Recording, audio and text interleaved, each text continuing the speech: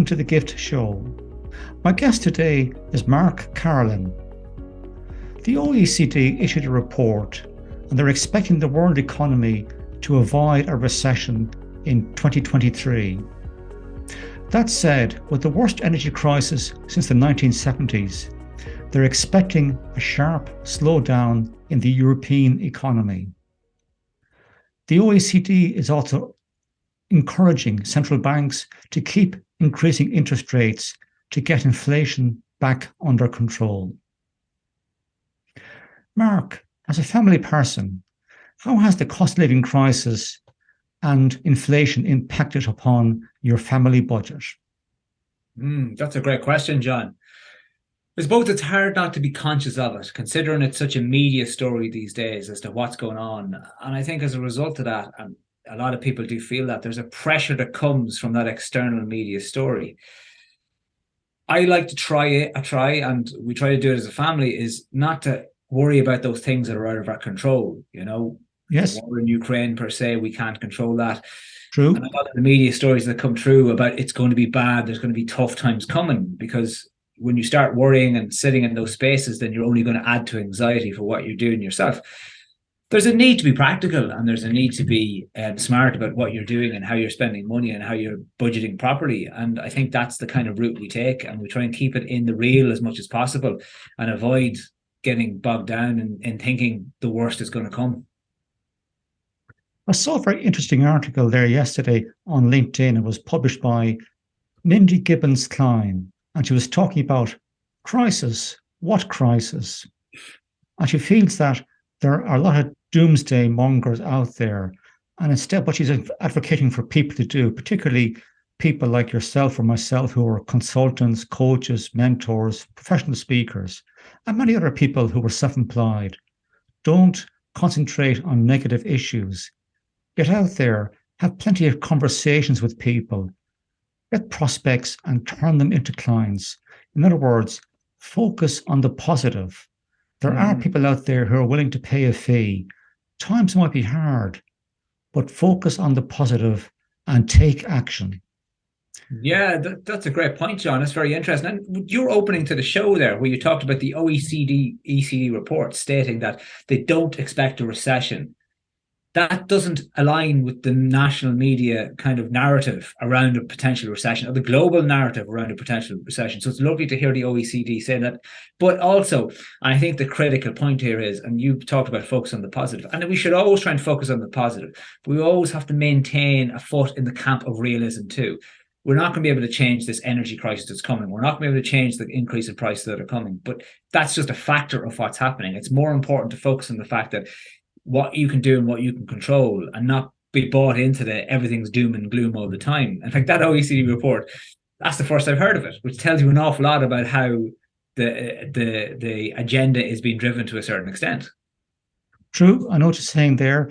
I think what's happening is that the European economy is most affected by the increase in energy costs, particularly countries that have a manufacturing bias, like Germany, for example, where they had for years a heavy dependency on importation of oil and natural gas from Russia. And now that's been effectively closed off on account of the war in Ukraine. And they're having to source gas and oil from other sources. So they're impacted. But for example, the UK and Norway, they have their own supply of oil and natural gas to an extent, particularly Norway. They have a large share of the North Sea oil and gas energy fields.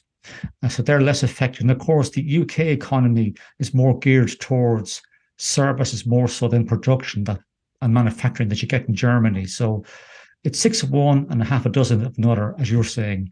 Yeah. What would be your advice to the average family or the vulnerable in our society in terms of preparing for Christmas and looking forward into Q1 of 2023? Yeah, I think it stems back to how our conversation is going there, John. No, there's a sense to focus on the here and now as much as possible. And obviously in preparing for Christmas, you're focusing on the here and now as you get into the Christmas period. But it's very much a matter of what are you trying to achieve? How do you want to achieve it? What's in front of you? What's an option for you? if we think doom and gloom and we panic, then we're in trouble because we're making decisions from an emotional perspective as opposed to a logical perspective and actually doing the best thing that's for us. I know we as a family for years have always looked at Christmas as being probably the most expensive time of the year in terms of gluttonous spending, if you will, spending that you wouldn't normally do it every other time of the year. So we actually budget from it from the start of the year. But if you're at that point at this time of the year and you're like, okay, Christmas is coming, maybe we aren't prepared for it, what do you need to look at? What's not important for you right now? I would always look to, and in any part of your life that you're looking at, always look at the things that are most urgent and important for you. And if Christmas clearly is the urgent and important thing for you right now, well, then what's not as urgent and not as important that you can take, maybe certain resources out of and be practical around that? Because once we solve the urgent and important things in any aspect of our life, then we're solving the things that are most important to us and most necessary. True. And I think if you have teenage children in particular, it's important to have a conversation with them to say, well, this year we have to cut back at Christmas. So instead of getting maybe 2 presents, you're going to get 1 and a surprise, and try to achieve savings in that regard. And also, I think parents have to take a lead and set the expectation where they have teenage children or older adults in their house that they're prepared to say, I'll take a cut back in terms of my present or expectations of a present, and they take a lead and show example to other people in their household. So there's plenty to play with. And I think also, as one person, I think it was Lee Tran mentioned about in a recent conversation I had with her, that don't buy food, and throw it away eventually if it rots or goes out of date. So don't buy in bulk. Look at perhaps buying a little less in terms of food and putting it all to good use to avoid, as they say, the throwaway economy. So there's plenty of things that people can do over Christmas to curtail their spending and to enjoy themselves at the same time without going into debt, I suppose you could say. There's a thing in that too, John. There's a lot of societal pressure around the Christmas period as well, and particularly when you talk about Christmas presents and with the teenagers and the younger kids as well, to give them more and more and more. I don't want to be the kind of person who harps on it. Oh, in our day, but look, growing up in the 80s was a very different Ireland. It was a very different economy in terms of disposable income. But I think there's a challenge for parents, that the societal pressure to provide all these great things, and you said it right there about having that conversation a little bit and tempering expectation to a certain extent. Like it's easy to say getting something is better than getting nothing, and that's the kind of thing that you have to kind of focus on as well, especially if you're in a position where you're struggling. Where can you pull out something that has value and actually adds value for people's life out of it, so that you don't feel that pressure to conform? Because you got to do the right thing by you and not the right thing by what everyone else is doing. Of course, yeah. I agree with that. Don't just follow the Joneses. You have to make your own stamp in life and run your own household. What the neighbours do is their business, not yours. And don't set your standard by what other people are doing around you. Create and set your own standard and follow that. That's good advice. And I think also in terms of, planning cash flow, if people do have mortgages, one thing they can do is, if they're on a variable rate mortgage, is to have a discussion with their mortgage lender to see can they go on a fixed rate mortgage for 2 or 3, 4 years, because I expect that interest rates will remain high, maybe for at least 12 to 18 months. So there's savings to be got in going on to a fixed rate mortgage. And of course, absolutely, yeah. As interest rates keep going up and up in Q4 of this year and into Q1 of 2023, the bargains you get now in terms of fixing your mortgage might not be there at the end of quarter 2023. You might find the banks are going to charge a higher fixed rate, say, come March, April 2023. So there's advantages in fixing your mortgage rate now. Don't wait, I have to agree with you 100%, John. As someone who's always been tracking the interest rates from the European Central Bank, go back to having a tracker mortgage back in the early 2000s. Myself and my wife, we fixed our mortgage only 2 months ago, because we were looking at the prevailing climate at the moment and the talk coming through the ECB. And then you start doing the numbers on what will a 1% increase be on my mortgage over a period of time, what will a 2%, so and the rates were very competitive actually in fixing it. We were because we were on a good variable rate, but it was only a very slight increase to fix it for a period of 5 years. And you'd like to think that over a period of 5 years, the current crisis will actually have resolved itself a little bit, and hopefully we won't have that inflationary pressure that we're under at the moment, and prices can start slowly coming back down. So I think it makes absolute sense. And Irish people, we have a tendency not to act in those spaces. I don't know what that is about us, but we have a tendency to try and to not do those things. But that's a very smart move all the time. I think so too. You only have to go back to the early 90s, for example, when interest rates were approximately 14 or 15% because of the crisis there was at the time within the European rate mechanism. The Deutsche Mark, or the German mark as it was at the time, increased in value, and the UK and Ireland had to increase their interest rates to maintain some sort of parity between the pund and sterling as it was at the time with the German mark. And that put a lot of people under pressure in terms of paying their mortgage. And eventually the interest rates came down. But at the time, a 15% interest rate on a mortgage was quite steep. And you can imagine that type of interest rate today on the mortgage values we have, that would, be ruination for a lot of people. Yeah, that would be crippling. Yeah, absolutely crippling. Yeah. Have you any other advice for the average family out there or the vulnerable in our society in terms of managing the expectation for the next 5 or 6 months? Yeah, I think it's important to have conversations, John. Conversations at a family level, make sure the communication is open there between people as to where they're going, as to what we can do, what we plan to do. Plan stuff ahead, it doesn't mean that, I think it's very interesting. And where we look at recessions throughout the history of Ireland. You spoke about the 90s there, and like if you look at the recession in the 80s, compared to the recession at the late around 2008, 2009, it was a very different recession because there was still a certain amount of disposable income. And it'll be interesting to see if we still are in that space this time. And I know for some people there won't be that level, but it's important to have those conversations, to know where you stand. If you're not aware of where you are, you can't do anything about it. So you need to be conscious of exactly what you're doing, even to the basics of people who don't budget. And I mean, like, that could be done very simply. You get yourself an Excel spreadsheet. How much money's coming in? What do we need the money to go out on? What have I got left? It's not a complex thing to do.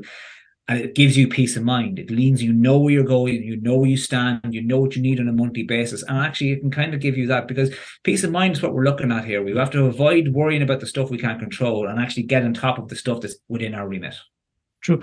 I know what you're saying there. Of course, the recession in the 1980s was very much based on the fact that Ireland had what you would call a tax and spend economy. We had high levels of personal taxation or income tax, but we also had high levels of public spending.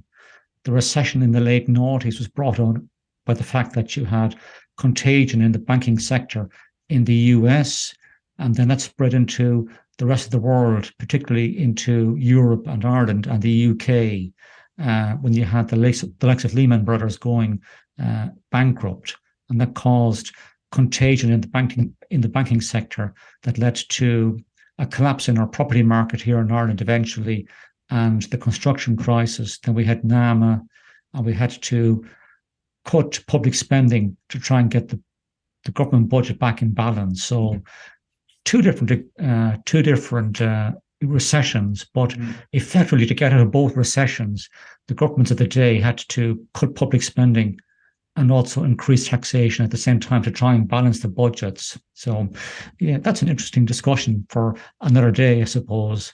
This has been a very interesting conversation today, Mark. So what you're saying here is it's important for families, parents in particular, where they have teenage children or older children coming home for Christmas, to set the expectation for Christmas, to try and cut their cloth to suit the measure, and also to get out there and create an Excel spreadsheet and try and, plan out your cash flow each month. So take in terms of your mortgage payment as your number one priority. Then you have maybe car loans or other loans you have. And then you have shopping, groceries, clothing, whatever. But then you have to be mindful of where the money is going and how much you can actually afford to spend. So then you have to set aside so much money for Christmas and other luxuries, but you have to get your priorities right. And I think another point you made there is that when you're going out there to meet people at Christmas, be in the moment. Don't just talk about your issues. Ask people how they're coping and then listen to them, because sometimes people just need to be listened to rather than spoken at. So this has been a very interesting conversation. Is there anything else you'd like to say before I let you go, Mark? Yeah, look, I think your last point there is very important. I'm a huge believer, John, in taking responsibility for where we are and what we do in our life. Look, granted, our conversation with the last few minutes, we know there's stuff coming that was outside of our remit and our control, but I'm a believer that you should make everything a choice in your life, because once you're choosing, you're in charge of what you're doing. And to touch on that point about checking in with other people, obviously I have a certain amount of ridiculous facial hair at the moment because I am a big advocate for the November peace. And it's obviously around men's health and men's mental health. And I think also, though, it's about asking people how they are. And I think that's a huge part that I talk about in it, And when you meet people and you go out there meeting people, especially now that we've added this financial pressure to the situation a lot of people find themselves in, ask them how they are, but don't accept a grand or okay or a fine answer. Like, ask them how they are specifically about certain things if you know people aren't in a good space, and allow them that position to talk. As someone who works as a coach, I see it firsthand every single day, the benefit of giving someone a space where they talk without being judged for that, and how beneficial that is, and how much that can be therapeutic. It is not therapy, I'm very clear on that, but it can be therapeutic in terms of they finally get to resolve things or find solutions to things that are on their chest. And I think just asking people and giving people that space is a critical skill and tool that we can all use in life. And on that note, Mark, I bring today's conversation to a close. Thank you very much. Thank you, John.